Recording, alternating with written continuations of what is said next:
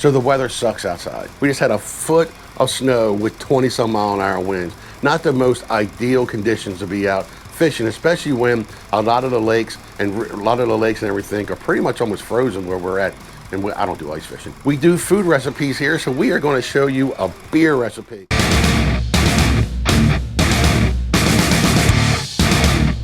We are going to show you from the beginning, from the very beginning, going to your home brew shop or going online to the end when we crack open our first beer. So we are heading over to Annapolis Home Brew. And Annapolis Home Brew, if you are in the United States, anything that I show you here, you can get right online. You can have it sent to you. And the best thing about beer is that sometimes you go somewhere and maybe you don't like it and there's something you really want. Well, you can call them up and tell them the flavor profile, and they can help set up you to make any flavor profile you want.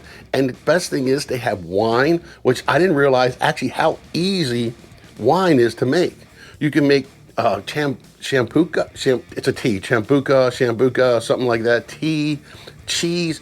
So we're going to take you through a tour of Annapolis Home Brew, and I will put the link in the description for them, okay? So as we are heading over there, we will see you at the shop.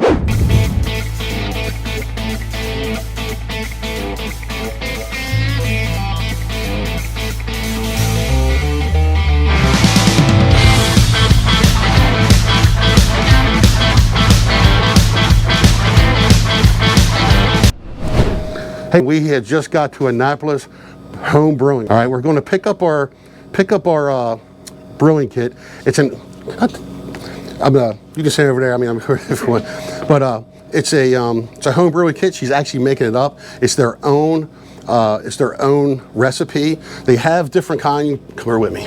Their main one, I guess, is Brewer's Best. That's a lot of their kits they have, but if you really want something very unique, they'll actually come up here and they have all these, right, come closer to this. They have all kind of varieties of this. Now you can do either extract or you can do all grain. And is there any other ones they do? You can do wine too. They got to have wine. Partial mash is kind of the in-between extract and all grain. Let me put this on while I'm here with Steve. He'll know me from Adam. Yeah. All right, so this is Steve, and he used to own it though, right? Correct. All right, he used to be the owner here, but he's going to take us around.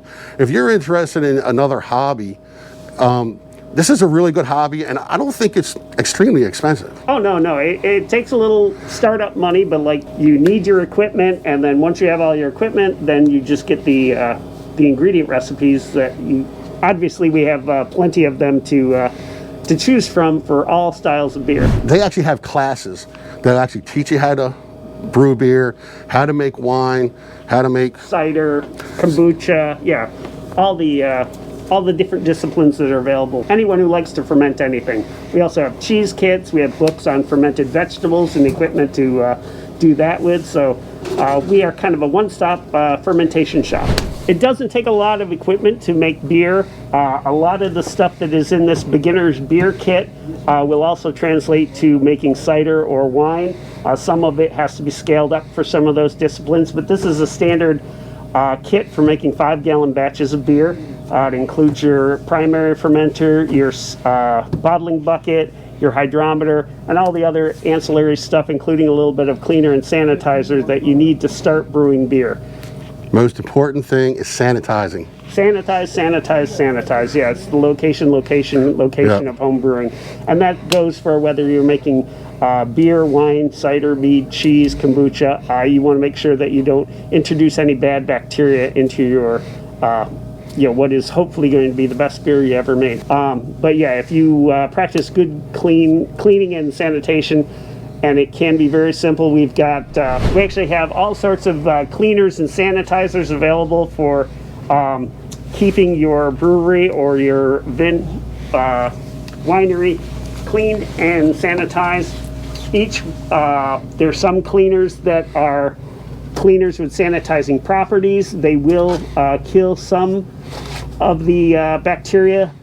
We generally will use a cleaner and then a dedicated sanitizer like Star San or SaniClean, which will kill 99.9% of all bacterias that could possibly infect your beer.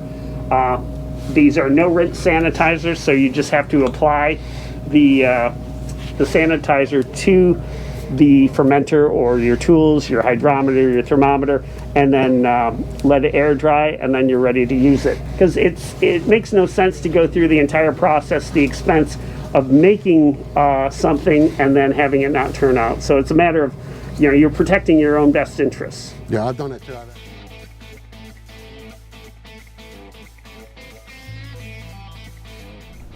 Here in the grain room, we've got over 150 varieties of grain. So it's like working with a really big box of crayons. You have a lot of different options for building up the flavor profile of the base of your beer.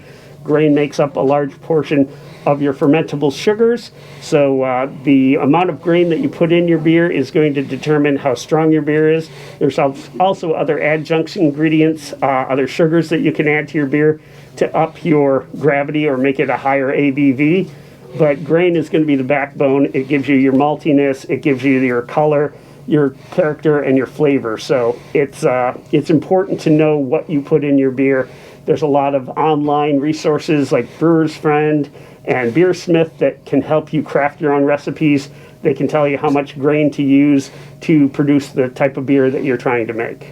And I can tell you, I've been here maybe 5 times, and almost any question you have, especially when it comes to flavor profile and stuff, these guys will pretty much know what they're talking about. Yeah, what we don't know, we'll make up. It's cool. That's way. One of the big styles now is IPAs. IPAs are India Pale Ales. The backbone of the India Pale Ale is the hop profile.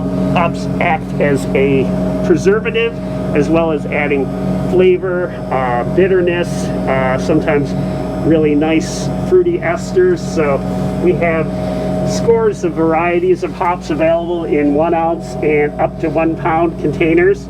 Anything that you don't see, you can always ask us about. We can see if we can find it.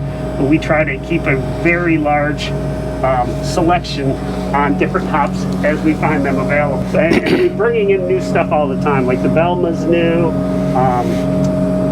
There's some other ones that I just saw. The Idaho 7's new. The NZH is new. So what kind of flavor would that get off? Is that Idaho the fruity? 7, Idaho 7 is tropical fruits and citrus with notes of resiny pine and black tea. So we have our little reference guides anywhere. Yeah. That's interesting flavor. Yeah. I see the fruits, but with the black tea and stuff. Yeah. That's interesting.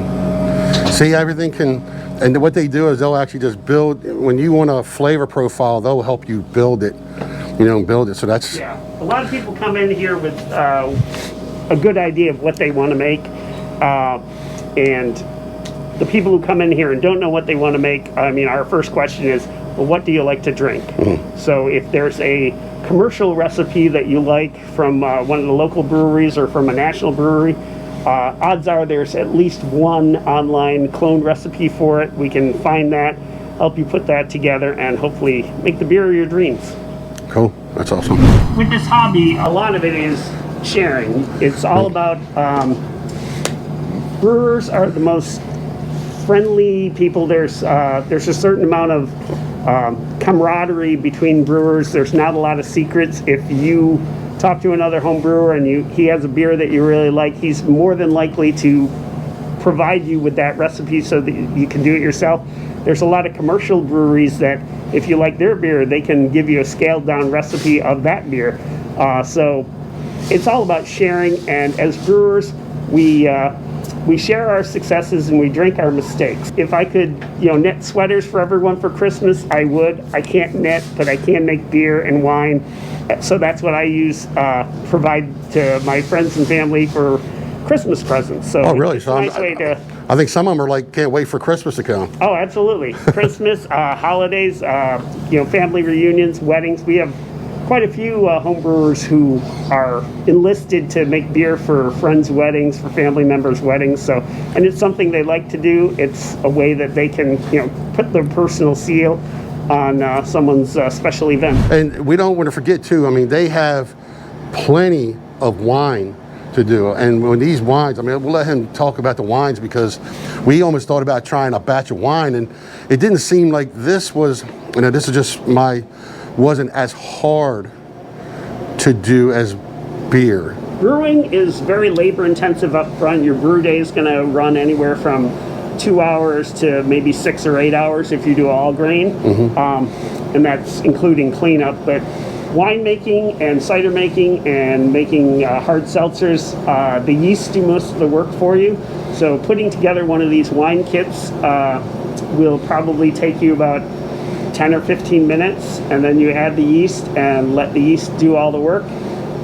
You have to basically shepherd it from that point on. You're in charge of moving it away from the dead yeast once the fermentation's done and putting it through its clearing stages. But yeah, winemaking, I used to think it was some big sort of mystery, but the real secret is that there isn't any secret. All the colorful boxes from Wine Expert and RJS are all fruit wines, different fruit variants with either a red or a white wine base, and they will provide you with a nice, light, easy drinking summer wine. There's some flavors like the apple cranberry that are great for the holidays. We've sold a few of those. But if you have a fruit preference, including the coconut yuzu that you might like, What's that one? Oh, Coconut yeah. ouzo. these kits can be done in 4 weeks from the time you put the yeast in it to the time it's ready to go in the bottle. And the nice thing about the sweeter wines is as soon as you put the cork in, it's pretty much time to start pulling the cork out and start enjoying them. You know, spring's a good time to make them up for the summer. Drinking these around the pool can be really pleasant. Like I say, it's a very light wine. I think they run between Sangria. 8 and 10. Is that what you like, sangria? Yeah. Oh yeah, 8 and 10%. So they're fairly low octane compared to a standard red or white wine, but they're just very easy drinking. They're a crowd pleaser. You know, everyone seems to enjoy them, and it's all the atmosphere that you're drinking it with. And the best wine is enjoyed with friends. Each of these kits will make up to 30 bottles of wine. So And we're talking big bottle wine. 750 milliliter bottles. So between 26 and 30 bottles of wine. And Good Christmas presents. oh, absolutely. And I mean, it seems like that's a lot of wine, 30 bottles of wine, but you figure if you just have one bottle every day with breakfast, then it's only it'll only last you a month. So That was funny. there's nothing sadder than an empty fermenter. So Right. whether you're doing beer or wine, as soon as one batch is going into the keg or into the bottles, it's pretty much time to start the next one. And you know, obviously we have a big enough variety so that you can always be making something new. And ciders are they're about the same level of work as far as it's pretty easy. You mix up all the ingredients for our cider kits, add the yeast, let the yeast do it, but they can be enjoyed in as little as about 2 weeks because the cider ferments out quickly. And then ciders traditionally serve flat, so you can start drinking it right away. Or if you want to put it in a bottle and carbonate it, add another week or so onto that. But ciders are kind of a really nice gateway to show people how simple it is. And again, the ciders will make about 6 gallons per kit. And we're going to try something right here. This is the coconut yuzu wine. You were saying you enjoy coconut. It's a very nice light summer wine. Coconut wine. Subtle flavor. And I'm not a wine person really, but That's good. I taste the coconut right away. Yeah. oh yeah, the coconut was good. I taste good. coconut. Yeah, they And use it's like it- dry, can I say dry? Is that like a? Okay. It's not like a. It's not super sweet. It's not over sweet. Yeah, Yeah. exactly. This is perfect. It's like a table wine. Yeah, sometimes sweet wines can be cloying. They can It's be a good. little. That was actually good and clean too. Yeah. That was Real good, delicious. clean, not overly sweet. And what was that again? That was the coconut yuzu wine from Wine Expert. That's on the top shelf there. This one? Yeah. Oh, that is it. Okay. It was this one right here? Yep. The yuzu is I believe it's an Asian citrus fruit. So it adds just that little bit of tang behind the coconut. Really looks makes good. an easy drinking summer wine. Okay, for this Christmas season, we brought in a lot of books for winemakers, brewers, cider makers, cooking with different beverages. Well, you can stand over there if you want. Okay. And it's just a great way to increase your knowledge on what you're doing. We also brought in some books that are deeply discounted to share the joy, share the information that you can gather from, really educating yourself on your new hobby. There's building your own wineries. There's just different ways to enjoy wine, why certain wines are popular, like rosé. Some of them are fun and lighthearted. Some of them are very detailed. And some of them are full of recipes. So it's, again, just a really good way to increase your knowledge on this hobby. What would your starter kit probably start out at? For like, if you have a stove that you can heat about 6 gallons of water on and a big pot, most people here have a crab pot or a turkey cooker that they can use. The actual equipment kit to go with that is about $90. And then you're just buying the ingredients. The ingredient kits run anywhere from say $30 to $120. So depends on what degree you want to do. Different kits some kits have more ingredients, so they're going to be more expensive. But in turn, you get a more complex beer out of it. But like a simple cerveza kit, something nice and light, easy drink for the summer, probably runs around under $40. Yeah, so once you make that first, unless you want to take it a step further, if you just want to just make, and it makes probably almost 2 cases of beer? It's generally 5 gallons of beer is going to be about 55 12-ounce bottles. So you're gonna get plenty of beer to last you, and like I said, sometimes the worst part is the wait for it all to get done, especially once you bottle it. And there's just such a procedure to it, but it's not a hard one. No. It's not hard. It's really easy to make. The waiting is the hardest part. The waiting is the hardest Tom part. Petty was right. All right, well, that's it. We're going to head home, and we're going to take a beer kit. And I want to thank Steve again. I have already thanked him enough already.